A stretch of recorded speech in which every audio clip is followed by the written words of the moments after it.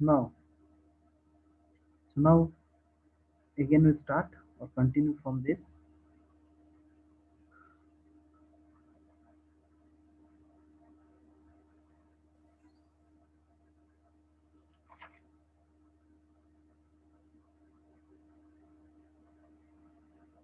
So next,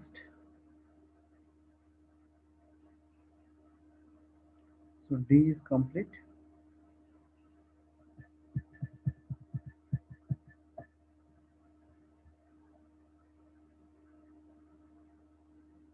Next कौन सा process? A. So now we check A's burst time is 3. So that means still 2 units left. So that's why send to the ready queue. Then which process will execute? Then which process will execute? Again C. Again we'll check C. So T C. Next again we'll check. So again we'll send to the ready queue C. So now C is complete.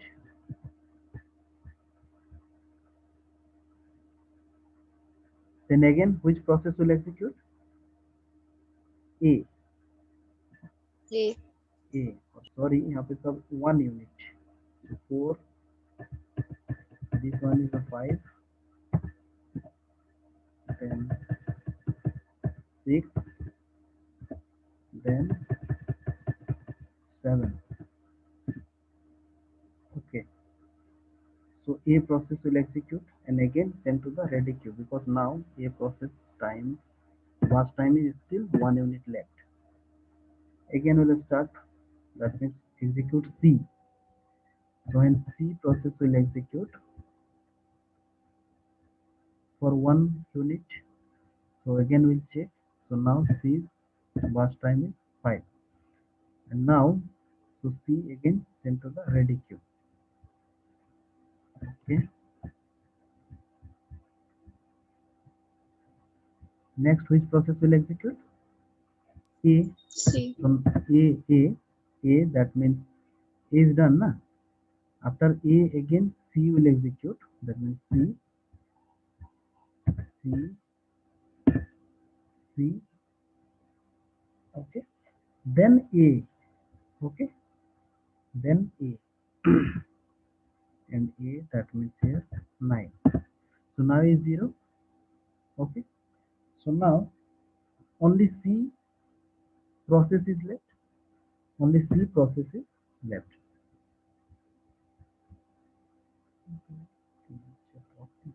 Only C process is left. So C process continue अब continue होगा. So for how many times? अगर one time slice करके भी होगा तो कितना left है अभी 5. So that's why now we can write here directly 4. 9 plus 5, 9 plus 5, 14. 9 plus 5, 14. एक एक करके भी लिख सकते हैं C again C, but no any other process is there, that's why directly you can write here 14. Yes.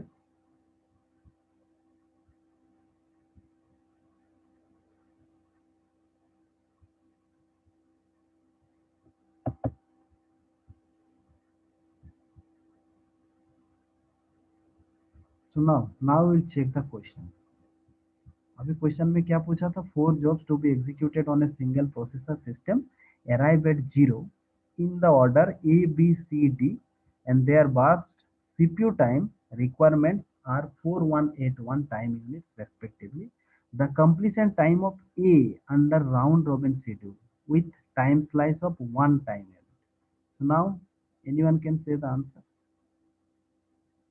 So 9. Very good. 9. Suppose यहाँ पे पूछ सकता आपको any other process, suppose C, then what will be the answer? 14. Huh? 14. 14. 14. So that 14. means yes, yes. So that means once you'll find out that means completion time, then कोई भी question पूछिए A B C D easily you can calculate, and after that easily we can calculate turnaround time, average waiting time, all that. So in this type of question will come in your semester exam or GATE exam or any other competitive exam. So anyone have any doubt? So please ask the question. Anyone?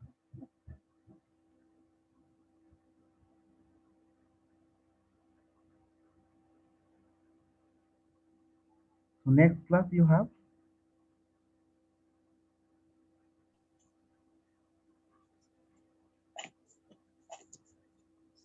Sir, Yes.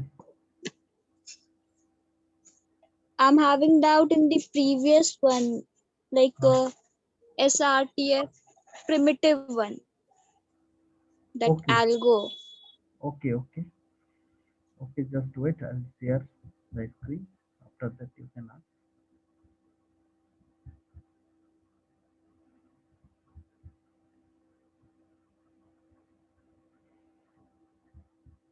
SRTF na?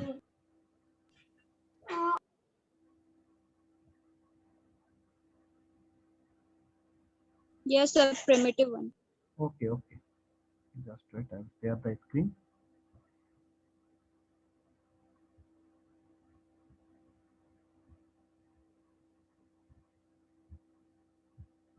Yes. So now visible?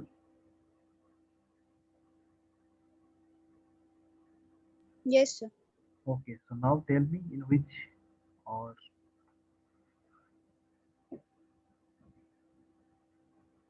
While preparing that chart. okay. Okay. So shortest remaining time. So shortest remaining time first means, so first of all we'll check. So now this is the question. So process ID is given, arrival time is given, and burst time is given. Okay. So shortest job first, preemptive. Preemptive nature I think now clear to everyone. One process is executed during in this process. If any other process is want to execute, then the process can execute. Preemptive nature. If the process is, that means shortest job first, preemptive nature is called shortest remaining time first. Okay. So first of all this line is clear कि preemptive में क्या होता है, एक process execute in this duration may other process will execute. Okay. Maybe some priority basis or any other criteria is there. So here our algorithm is shortest remaining time first. So here we'll check less burst time, in which process has smallest burst time, so that process will execute first. So this is the criteria. Okay. So in which basis will decide which process will execute first? Na the basis of smallest burst time. Okay. So now, so I will prepare the Gantt chart. Okay. So now we'll check first of all, but one thing always you check if now arrival time is 0. So first of all, actually process will execute from where? In the ready queue. So all other process, because from secondary memory to main memory. So ready queue where is located in ready queue? Now within the main memory. So all the process are being or brought to the that means all process are sent to the ready queue. Initially all the process are in the secondary memory. Then will brought in to the that means in a main memory. So now within the main memory, how many processes are there? Yes. So here we'll check. Then after that process will execute where? In the CPU. So this is the procedure. Now, so first of all we'll check within the ready queue how many processes are there. So when arrival time is 0, then which process is there? When arrival time is 0, then you check. When arrival time is 0, then which process is ready in the ready P4. queue? P4. So now only one process is there. Okay. So only if within the ready queue only one process is there, so obviously this process is smallest. That means here again no need to check burst time. Okay, so that's why this P4 processes start the execution. So P4 processes start the execution. Now after 1 millisecond, again we'll check. Now P3, P2 process is there. P2 process come or P2 process came to the ready queue. ठीक है, तो जब time period 1 after 1 millisecond again will check, जब हम check कर रहे हैं तो देख रहे हैं कि वहां पे P2 process is there, that means within the ready queue. So because our algorithm is shortest remaining time first, so again we'll check. So now within the ready queue P2 process and P4 process is there. Yes. Yes, sir. Okay. So now when two processes are there, so now again we'll compare. Now we'll compare which process has smallest burst. Yes. So now you can say. P2. So that's why P2 process is executed. Okay. So P2 process is executed. So P2 process, when P2 process is executed, so now again after 1 millisecond we'll check. So now burst time is, so 3. now burst time is 3. So when burst time is there any mistake within the problem? So burst time or arrival time? Arrival time. See, when now burst time is 2. Sorry. When burst time is 2. जब burst time is 2. So now again we'll check. When burst time is 2. No, sorry. When arrival time is 2. When arrival time is 2. So how many processes are there within the ready queue? 3. P4, P2, P5. P5. So now again we'll compare which process has minimum or smallest burst time. P2 and P5. P5, Both have this. but P2 process will execute first. Yes, because within the process Yes, ID priority. priority. Okay, so that's why P2 process again execute. So that means, so that's why here directly we can write 1, 2, 3. Okay, P2 again will check. So after that again P2 process will execute. That's why 1, 2, 3. Okay. Yes. यहाँ पे Yes, sir. ठीक है. Okay. So next, when arrival time is 3, when arrival time is 3, now again we'll check. When arrival time is, P1. so now which process will execute? Now P1, because P1 burst time is 1. So that's why Yes, sir. P1 process will execute.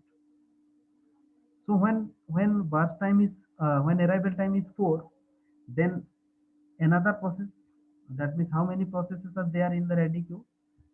P1 is complete. P1 is 0. Okay. So now again we'll check or again we'll compare how many processes are there in the ready queue. 4 process.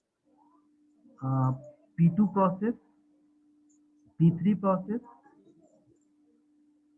P4 and P5. P4 and P5. P5. Okay.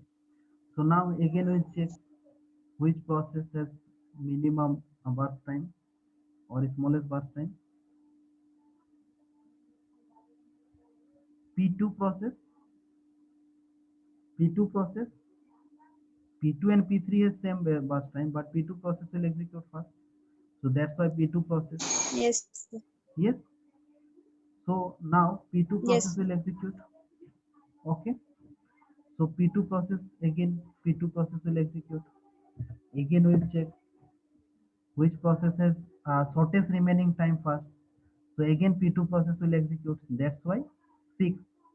Now when now again we'll check which process has minimum burst time? So again we'll check. So which process? ये तो 0 हो गया. Now P3 process will execute P3 and P5 and P4. Okay. So which process has P3. smallest burst time? P3. So P3 process will execute first. So P3 process will execute for 2 times. So now 0. So now again we'll check. So P5 process smallest burst time. So that's why P5 process will execute. And after that P5 process will execute. Okay. So first of all we will Yes, check sir. arrival time. After that within the ready queue, when all the processes they are in the ready queue, then we'll check burst time, which process has smallest burst time, because our algorithm is shortest remaining time first. So after 1 millisecond again we'll check which process has the smallest burst time, because how will decide which process has the smallest shortest remaining time first means which process will execute fast. That means burst time. If burst time is less, that means that process will execute fast. So that's why. So here this algorithm shortest remaining time fast. Yes. So here n number of two, three, suppose 5 processes are there. So here we'll check the minimum, that means smallest burst time fast. Which process has the smallest burst time? So that process will execute first. I think now clear. Yes, sir. Okay. Okay. Any other till now?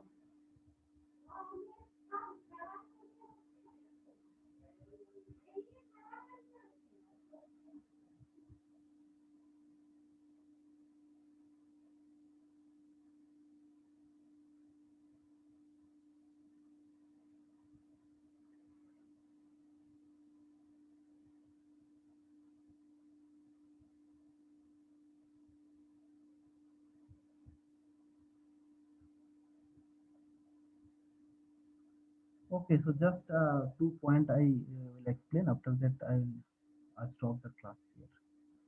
So, what are the advantages? Because in case of round robin scheduling, so what are the advantages? Okay, you have any class? Next class you have?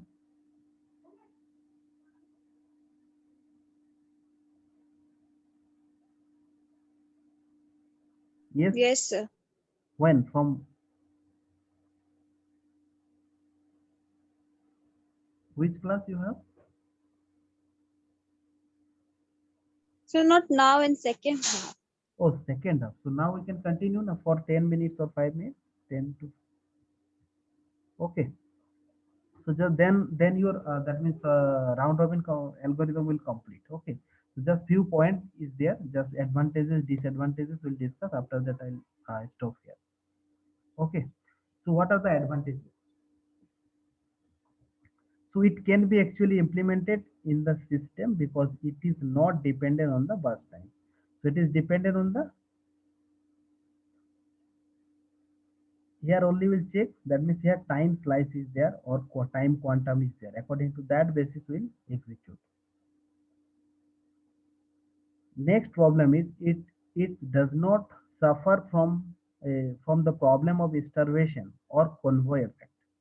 So convoy effect, you remember which algorithm was suffer, or which algorithm was suffer in convoy effect? Which algorithm is suffer convoy effect? First come, first serve. First come first serve. Very good. Why? Because maybe suppose two processes are there and one process is execute first, that means which process come first, and that process burst time is longer. Then next process will waiting for long time, because suppose P1 and P2 process is there and P1 process is taking suppose 2 days for execution, and very small process is there, that means P2 process will take only 2 seconds or 2 minutes. So that time that process will execute for 2 days. So that is the problem. That is, this problem is called convoy effect. And starvation, it does not suffer from the problem of starvation, because in our round robin scheduling, each and every process will get the chance, because after 2 milliseconds or 2 units time, next process will execute again to next process. So that's why this process is not, that means it does not suffer from the problem of starvation and convoy effect. Yes, all the jobs get fair allocation of CPU. I already discussed this one. Now, what are the disadvantages? The higher the time quantum, the higher the response time in the system. If time quantum is larger, that means here we are assuming 2, maybe time quantum is more. So that time, higher response time in the system. So what is response time?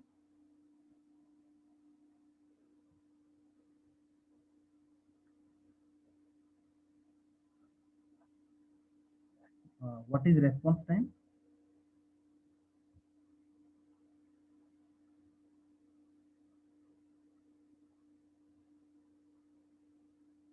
Anyone?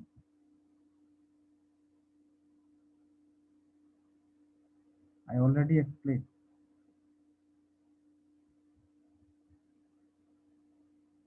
So the time of execution after entering the ready queue. That means, suppose response time is the time spent between ready state and getting the CPU for the first time. For the first time. Yes.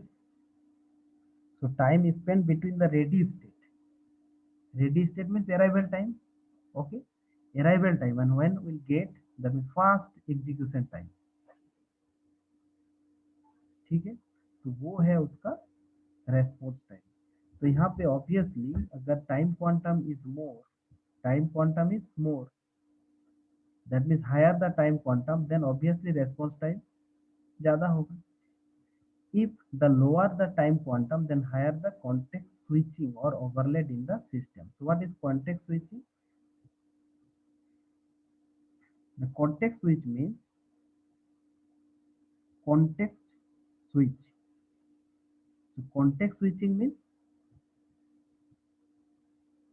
the context switching is a technique or method used by the operating system to switch a process from one state to another state.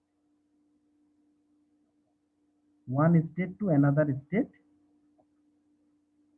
One state to another execute its function using CPU system. Okay, so one process. So if you see, so suppose P1 to P2, then P2 to P3. Yes, so one process to another process. So here context switch, that means if time quantum is the lower time quantum, then higher context switching obviously. Then number of context switching is more because time quantum is less. This point is clear. This point is getting. If time quantum is less, suppose 1, 2. If time quantum is more, higher, suppose 5. So that means there will be chance of context switching less. But if time quantum is less, then obviously context switch is higher the context switch. Context switch मतलब one process to another process. Again another process to another process. कितना time वो switch कर रहे हैं. So another one is deciding the perfect time quantum is really a very difficult task in the system. So these are the advantage and disadvantage. Now some important point is there. So maybe asked in your quiz or MCQ. So just you remember this type of just important point is there in round robin scheduling. So number of context switch increase. So with the decreasing value of time quantum. So when time quantum is less, then number of context switches increase. response time is decreased, and chances of starvation is also decreased. But when with increasing value of time quantum, that means when time quantum is more or high, then number of context switch decreases, response time is increases, and chances of starvation is also increased. So that means the higher value of time quantum is better in terms of number of context switch. So in this, so I think 3 4 point is there, and every time we'll ask from this point, or this is a very important point. You just note down this point, and every time we'll ask in a MCQ or your any competitive exam also, this type of question will ask. So maybe this question will arise here. Higher values of quantum is better in terms of number of context switch. This one is a true or false statement. Another point. With increasing value of time quantum, round robin schedule tends to become a first come first schedule. Yes, obviously, when time quantum is more, then round robin schedule tends to become a first come schedule. So this one is also important point. When time quantum tends infinity, so round robin scheduling becomes first come first schedule.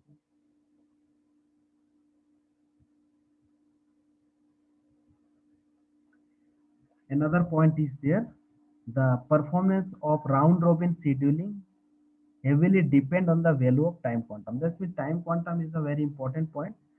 So you just remember this.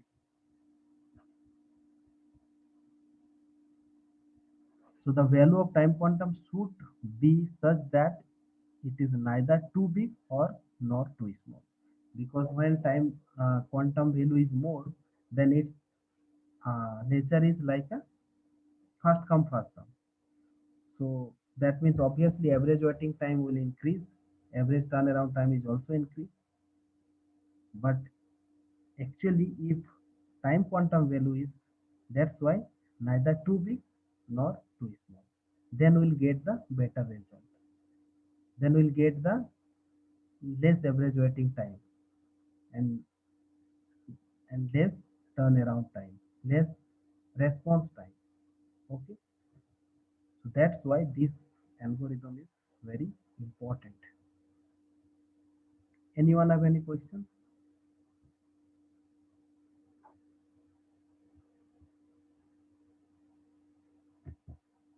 Yes, anyone have any doubt? No, sir. Okay, so next class we'll discuss uh, priority scheduling.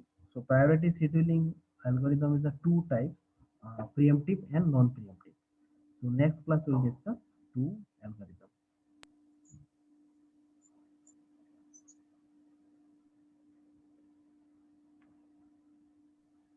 Thank you, sir. Okay, okay, thank you so much.